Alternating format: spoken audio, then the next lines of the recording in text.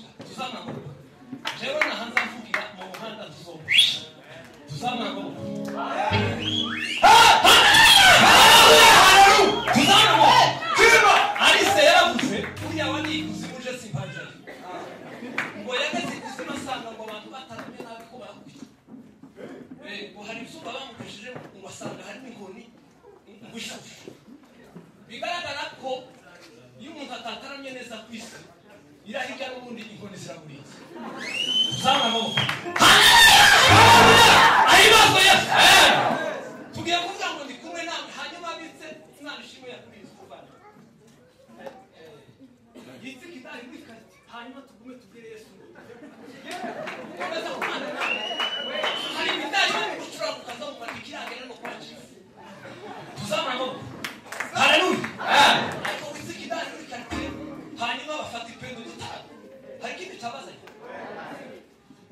haleluya nawe wakayo no mu family imana ikumisha kwiba na mahoro duhimana cyubahiro haleluya hari mukungu umuntu akeka ko abantu ntabibazo bakiriye kuko umuntu ndiyogira ibibazo nagera mu anariko gukomeza gutakamba no gutaka akama asa nkaho kandi byananeshejwe azi kwiyahije mu Imana cyubahiro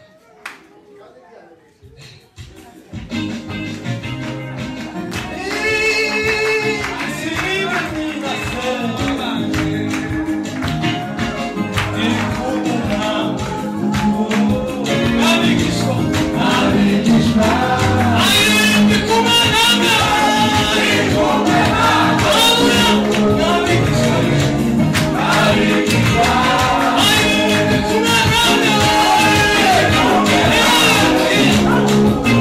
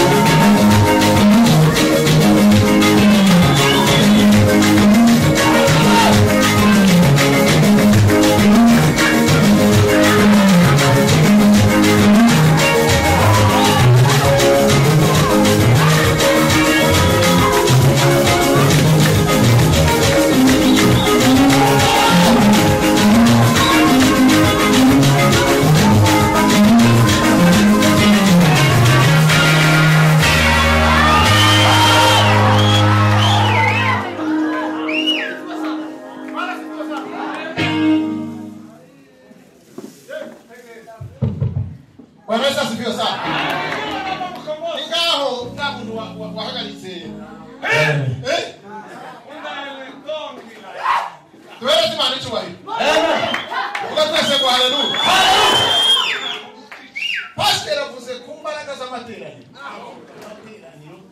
Arayavuga ukuntu ahenze. Avuga ikintu, avuga hejuru ifaranga zo muri Kenya ko zitoyaca. None ngebanga. Ariko muzi imbaraga z'amafaranga. Muzi ifaranga? Ariko digira. Aho zikondi uje kurishaka ngaribona. Amangira bujanga. Ariko muzi zaro tuba. Muzi. Wanu mugabo mwereze. Murumuna we yagiraga amafaranga. Noneho bakazayita mukuru bakazamwita ngo grand frère. Kandi ari we mukuru kubera ko agira amafaranga. Donc wewe njandi mukuru wawe. Wewe kazunyita grand frère kandi uri mukuru kubera ko ufite amafaranga. Donc ngitaka gushimisha grand frère. Izo bazita imbaraga ziki. Sifaranga. Imana zose. Ma uzo kuifaranga. Umuka muri faranga uzo uduhishe ku. Naba yafite man uyu munsi wa none kwakira kandi. Nabo kutukezereza uyu munsi. Barashimira sana. Iyo utayafite uzukubitwa n'akabe mu kuzuba kurya ryaka. Kabari mama mutamu yabo. Iyo utayabuze izuba riri kubita gutya mbaye kwitwa n'icyo. Aravuze numva kabiri. Kibaza nabaye kazabirwa ko ndagafaranga afite. Ariko ayo nubwo agira imbaraga iyo uramatera. Mugatwese kwa haleluya. Bibiwe nasa Mukurikira. Pema.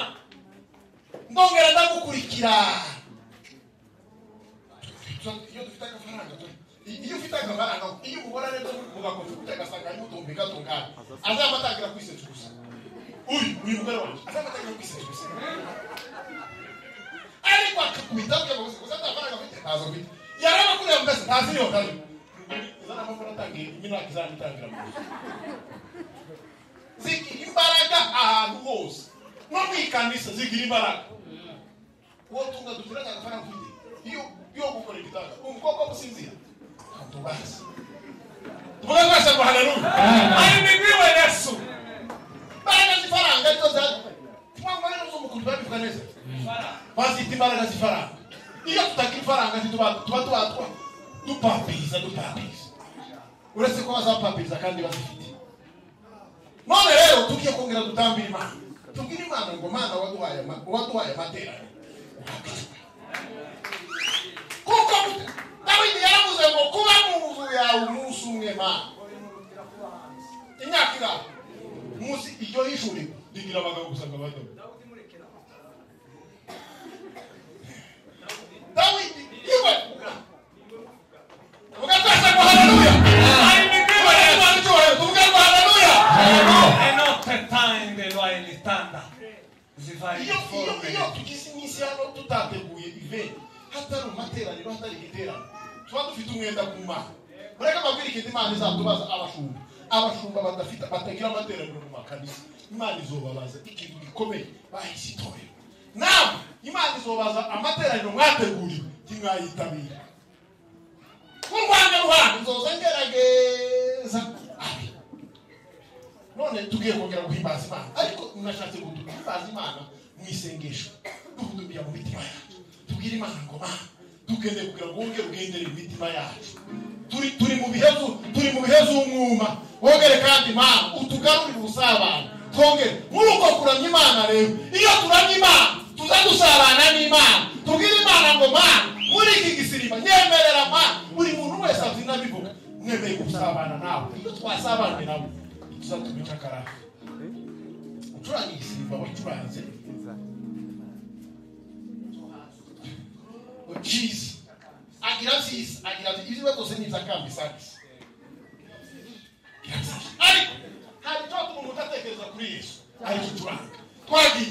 Kandi timusakuze. Abaruse nabo mugende muje kwicara hari. Umuntu iyo uje cyane utuzine uba wateye icugazo. Uzine. Twagiye. Kugira rero. Ukazuma. Ugasabana nawe